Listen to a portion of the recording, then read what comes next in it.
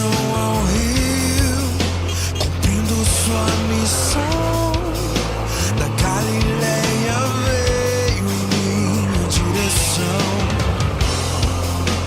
Como posso eu, um mero pecador, batizar nas águas o meu Senhor?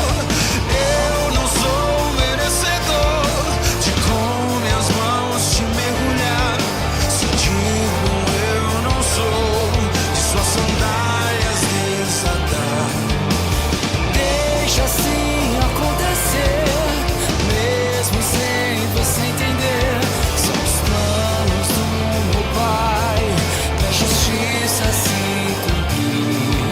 O começo é aqui, o Pai quem me enviou.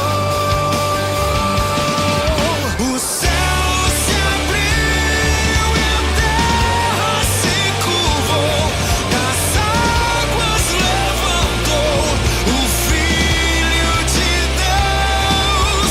O céu se abriu, o Espírito desceu, o Filho revelou e o Pai falou.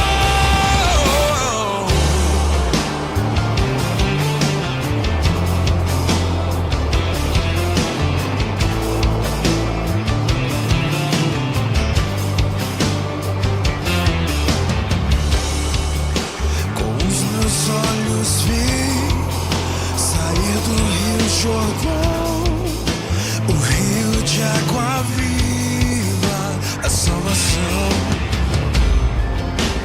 Como posso eu, um mero pecador, batizar nas águas o meu Senhor?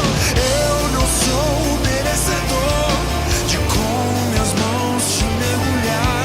Se digno eu não sou, de suas sandálias desatar.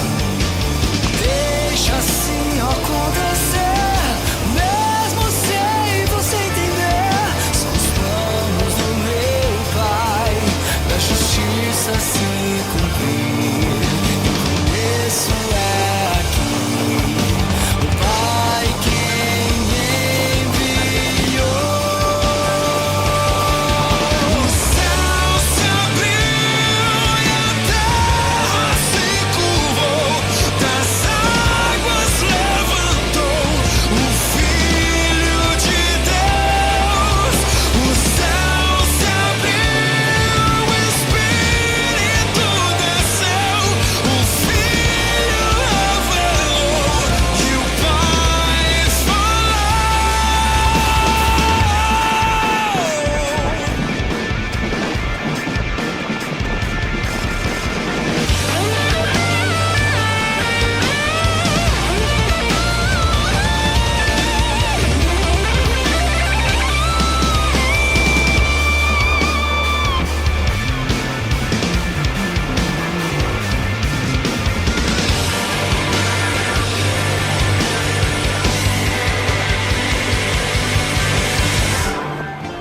Com os